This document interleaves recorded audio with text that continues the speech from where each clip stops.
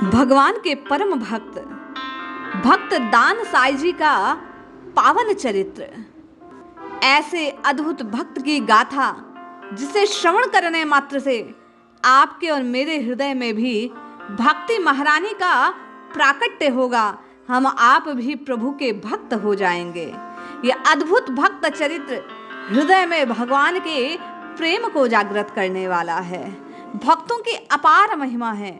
उनकी लीला वे ही समझ सकते हैं जिन्होंने कभी उस पतित पावन प्रभु की झांकी को देखा है। भगवत भक्तों से मनुष्य को भगवान की एक झलक मिलती है। भक्त दान साई जी का जन्म अड़गपुर गांव में हुआ। माता पिता अकस्मात छोटी उम्र में चल बसे। इनका लालन पालन इनकी भुआ जी ने किया। बड़ी सावधानी से इनका पालन पोषण हुआ, किंतु ये साथ भी शीघ्र ही उठ गया। भगत जी की भुआ भगवान को प्यारी हो गई।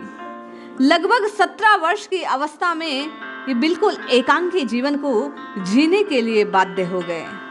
हृदय में सच्चे संरक्षक और नित्य आधार की प्राप्ति की कामना का अंकुर भुआ जी के जाते ही प्रकट हो गया। कुछ दिनों एक जमींदार के यहाँ नौकरी की और गोयों को चराने के काम में नियुक्त रहे। बड़ी ईमानदारी के साथ अपना कार्यभार संभालते। इनके साथ ही साथ जहां और ग्वाले व्यर्थ की बातें करते, वे भगवत भक्त के भांति भांति के भजन को गाया करते। एक दिन की बात है, इनकी एक गाय एक खेत में चली गई। स्वामी ने आकर इनके कमर में एक सोटा जमा दिया और झिड़क कर कहा, क्या ढोंग रचता है? उधर गायों ने मेरा खेत नष्ट कर दिया। इस पर दान साई भी अत्यंत ग्लानि भाव से अपनी भूल का प्रायश्चित करने के लिए दिन भर नदी के जल में खड़े रहे। रात को भी इन्होंने यहीं रहने का निश्चय किया।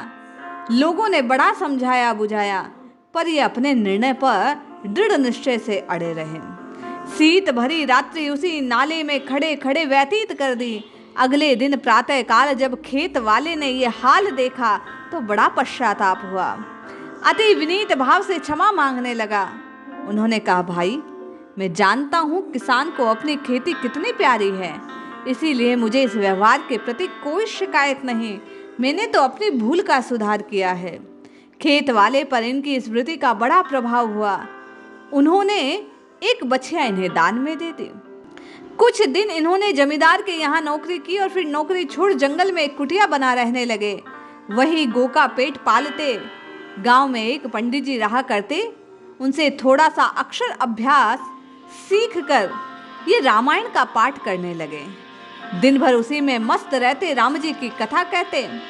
जब ये रामायण का पाठ किया करते तो गौ माता आकर सामने मस्तक नवा कर बैठ जाती। भगत जी सिंगों पर रामायण रखकर निरंतर सत्संग किया करते। कुछ लोग आसपास आकर बैठ जाते और राम कथा को सुनने का आनंद लिया करते। बड़ा अच्छा सत्संग होने लगा।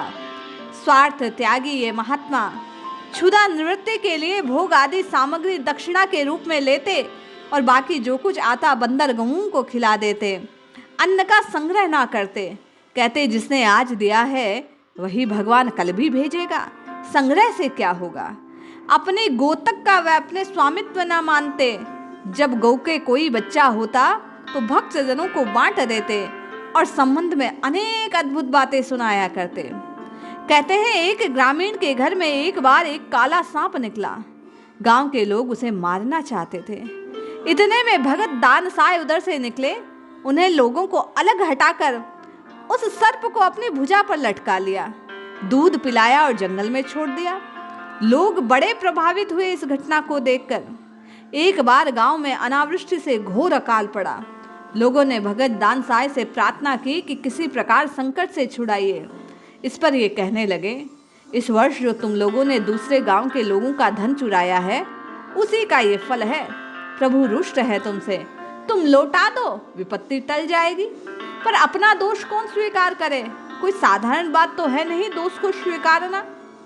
लोगों ने कहा, बाबा जी कैसी बातें करते हो, ऐसा क्या भला हो सकता है?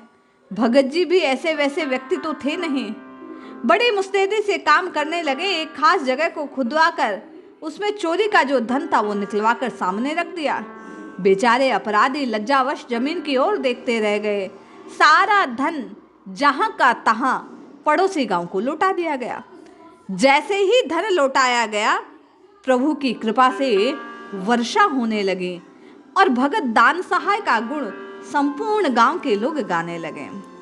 सुनते हैं, एक बार एक मनुष्य के निवेदन किया कि मेरा ऊंट गुम गया है, आप उसका पता बता दो, बड़ी दया होगी। भगत दासाय हंसकर बोले, मैं कोई योगी थोड़ी ना हूँ, मैं क्या भगवान जाने। भगवान चाहेंगे तो तुम्हारा ऊंट पहाड़ी के उस पार वृक्ष से अटका हुआ मिल जाएगा। ऊंट वाला दौड़ा दौड़ा वहां जाकर देखता है, सचमुच बात सच निकलती है और ऊंट वहीं अटका मिलता है।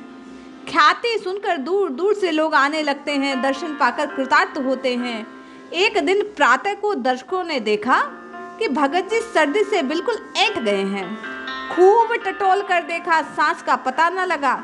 आखिर उन्हें मरा समझा और नाले में डाल दिया। पर अगले दिन क्या, ये तो चमत्कार! भगत दानसाय गांव की गलियों में पूर्ववत विचरते दिखलाई दिए। लोग उनके मरने की बात फैलाने वालों की खूब हंसी उड़ाते। फिर एक दिन भगत जी बोले, भाई मैं बूढ़ा हो चला हूँ, न मालूम कब संसार से कूच कर जाऊं। वह इतना कहकर गए ही थे कि दूसरे दिन उन्होंने सचमुच शरीर छोड़ दिया। लोगों ने ऐसा माना। लोगों ने उनकी अर्थी वर्थी सजाई, दाह कर्म के लिए शमशान में ले गए। सब तैयारी हो गई।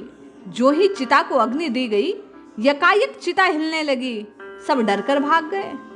परंतु लोग अगले दिन देखते हैं कि चिता के स्थल पर ना तो कोई चिन्ह है, ना कोई और।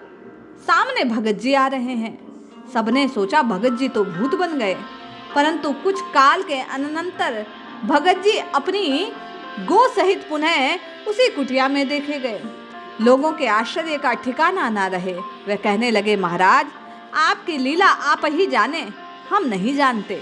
उत्तर मिला, भाई मैं तो भगवत भक्ति में लीन रहता हूँ और तुम मुझे मरा समझ लेते हो। इस प्रकार अपने जीवन को भगवान के नाम में, भगवान की कथा में, भगवान के आनंद में बिताने वाले ये भक्त प्रवर दान सहाय कुछ प्रकार इसी प्रकार लीलाओं का अनुष्ठान करते हुए, लीलाएं प्रकट करते हुए इस असार संसार को त्याग कर भगवतमय हो गए। ऐसे अद्भुत भक्त हैं भगवान के, जो नित्य निरंतर भगवान के नाम में, लीला में, धाम में, भगवान के कथा कीर्तन में मग्न रहते हैं, उसी में लीन रहते हैं। जग उन्हें मरा मानता है, लेकिन वे उसी को जीवन जानते हैं। ऐसे अद्भुत भक्त के चरित्र को श्रवण कर हम आप भी नाम की निष्ठा में, क्योंकि युग का धर्म है, कलयुग केवल नाम आधारा, इसलिए राम नाम, कृष्ण नाम, हरि नाम, राधा नाम की निष्ठा को अपने जीवन में, अपने इष्ट के नाम को धारण करें और नित्य निरंतर उसी नाम का अनुष्ठान करते हुए, जप करते हुए, कीर्तन करते हुए अपने कल्याण के मार्ग को सुनिश्चित करें। जय श्री हरि।